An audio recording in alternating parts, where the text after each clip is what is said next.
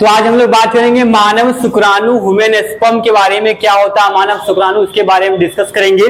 और ये board exam में 5 नंबर का यहाँ से सवाल होता है, बहुत ही इंपॉर्टेंट है, तो सभी को ये पढ़ना बहुत जरूरी है। तो स्टार्ट करेंगे हम लोग मानव शुक्राणु ह्यूमन स्पर्म के बारे में। तो सबसे पहले जो स्पर्म है, इनका क्या स्टडी होता है, इनका क्या अध्ययन होता है, उनको देखेंगे। स्पर्म के अध्ययन को क्या बोलते हैं? स्पर्मेटोलॉजी बोलते हैं, ठीक है। और स्पर्म का निर्माण कहाँ होता है? वृषण में होता है। तो स्पर्म के अध्ययन को क्या बोलते हैं? स्पर्मेटोलॉजी बोलते हैं। इनका निर्माण कहाँ होगा? वृषण में होता है। अब वृषण में कहाँ होता है? तो वृषण नलिका जो होता है, सेमिनिफेरस ट्यूब्यूल्स जो होता है, शुक्रजनन नलिका, वहां पे क्या होता है? शुक्राणु का निर्माण होता है। उस नलिका में 2 कोशिका होता है, याद है? शुक्रजनन नलिका जो था, सेमिनिफेरस ट्यूब्यूल्स, उसमें 2 कोशिका था।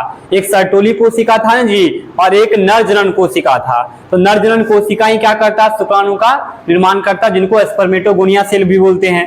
तो वहीं से क्या होता है? शुक्राणु का निर्माण होता है। तो शुक्राणु का निर्माण कहाँ पे होगा? वृषण में होगा। और वृषण में कहाँ होता है? तो शुक्रजनन नलिका सेमिनिफेरस ट्यूब्यूल्स में होता है, ठीक है। इनके बाद वहां पे कौन सा कोशिका के माध्यम से होता है? तो मेल जर्म सेल कोशिका के माध्यम से इनका निर्माण होता है। वही चीज यहाँ पे लिखा हुआ है, वृषण में होता है इनका निर्माण। वृषण में कहा? तो शुक्रजनन नलिका में होता है। इस नलिका में कौन सा कोशिका के द्वारा?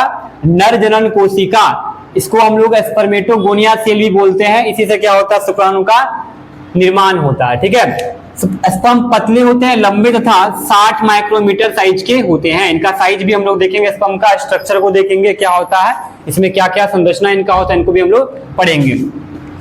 स्पर्म हेप्लॉइड होता है, अगुणित होता है, मतलब उसमें एक ही केंद्रक होता है स्पर्म में, इसलिए इनको अगुणित बोलते हैं, हेप्लॉइड बोलते हैं, ठीक है। स्पर्म और ओवम दोनों मिलता है तब क्या बनता है? जायगोट बनता है, जो क्या कहलाता है? डिप्लॉइड कहलाता है, द्विगुणित कहलाता है। रेल का तो ध्यान दो, ठीक है। स्पर्म के मुख्यतः 4 भाग होते हैं। कितने भाग होते हैं?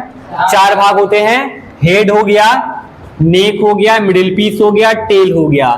हिंदी में शीर्ष हो गया, ग्रीवा हो गया, मध्य भाग हो गया और पूंछ हो गया ना। तो 4 भाग, डायग्राम में भी 4 भाग देख लेते हैं। इस वाले भाग को हेड बोलेंगे और ये वाले भाग को बोलेंगे नेक। यहाँ पे लिखा हुआ 1 नंबर हेड, दूसरा हो गया नेक, और तीसरा क्या हो गया? मध्य भाग। तीसरा ये मध्य भाग हो गया, और चौथा क्या हो गया? पूंछ हो गया। तो 4 भाग होता है। किसका? शुक्राणु का कितना भाग होता है? 4 भाग होता है, ठीक है। तो अब पहला भाग जो हेड है, इनको हम लोग समझते हैं हेड में क्या होता है।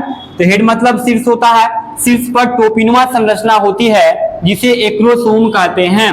तो देखो यहाँ पे ये जो शीर्ष वाला भाग है, इसमें ये टोपिनुमा संरचना है, इसको हम लोग क्या कहते हैं? एक्रोसोम बोलते हैं। हिंदी में क्या बोलते हैं? अग्रपिंडक बोलते हैं। क्या बोलते हैं?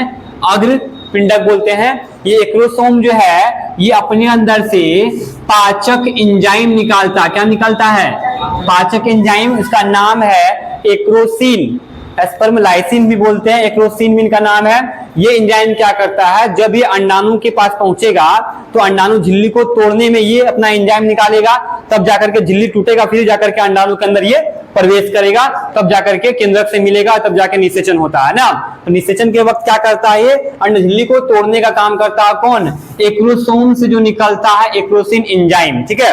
यहाँ लिखा है एक्रोसोम निषेचन के वक्त एक्रोसिन एंजाइम निकालता है ताकि अंड झिल्ली को तोड़ सके, ठीक है। निषेचन के समय क्या करता है? झिल्ली को तोड़ने का काम करता है। दूसरा भाग क्या है? Head part. अच्छा, हेड पार्ट में और क्या देखते हैं? हेड पार्ट में एक केंद्रक होता है तथा गुणसूत्री पदार्थ एवं अनुवांशिक पदार्थ भी होता है। तो इसी हेड पार्ट में क्या होता है? एक छोटा सा केंद्रक भी होता है, और केंद्रक में ही क्या होता है? माता पिता का गुण होता है ना, कैरेक्टर जो है, अनुवांशिक गुण जो है, वो केंद्रक के अंदर होता है। बाकी जो गुणसूत्र वगैरह होता है वो भी इसके अंदर होता है। तो गुणसूत्रीय पदार्थ जो है और अनुवांशिक पदार्थ जो है, वो शुक्राणु के हेड वाले भाग में होता है, ठीक है। इधर ध्यान दो। अब दूसरा है नेक भाग, ग्रीवा पढ़ेंगे। ग्रीवा में एक सेंट्रियोल्स होता है और कुछ इसमें नहीं होता है। तो यहाँ पे सेंट्रियोल्स हो गया, ये ग्रीवा के अंदर होता है, नेक के अंदर होता है। नेक के बाद का जो भाग है, ये है मध्य भाग। क्या है? मध्य भाग है। मिडिल पीस इनको कहते हैं। ये भाग बहुत ही इंपॉर्टेंट है, इस मिडिल पीस के बारे में समझते हैं ना। तो मिडिल पीस को क्या बोलते हैं हम लोग? ऊर्जा कक्ष बोलते हैं। क्या बोलते हैं? ऊर्जा कक्ष। शुक्राणु को गति करने के लिए ऊर्जा चाहिए ना, तो ऊर्जा का निर्माण जो होता है कहाँ पे होता है? इस मिडिल पीस में होता है। यहां से लेकर यहां तक मिडिल पीस मध्य भाग हो गया। इसी में कई माइटोकॉन्ड्रिया होते हैं। ये माइटोकॉन्ड्रिया दिख रहा है ना, ये माइटोकॉन्ड्रिया हो गया, सूत्रकनिका इसको बोलते हैं, यही एटीपी ऊर्जा बनाता है, और ये ऊर्जा बनाता तभी शुक्राणु क्या करता है, गति कर पाता। क्या कर पाता है, गति कर पाता। ठीक है, यही लिखा हुआ, इसे ऊर्जा कक्ष कहते हैं। अनेक माइटोकॉन्ड्रिया होने के कारण ये एटीपी ऊर्जा बनाता है स्पर्म को मूव करने के लिए। क्या करने के लिए, स्पर्म को मूव करने के लिए। लास्ट है तुम्हारा टेल, पूंछ के बारे में देखेंगे। यह स्पर्म को गति करने में सहायता प्रदान करता है। कई बार यहां से क्वेश्चन ऑब्जेक्टिव जो है वो 12th बोर्ड एग्जाम में आया हुआ है ना। शुक्राणु को गति करने में कौन मदद करता है, तो पूंछ करता है, और टेल की सहायता से वो क्या करता है, गति करता है। तो ये था मानव शुक्राणु के बारे में। इसके बाद हम लोग बात करेंगे मासिक चक्र के बारे में।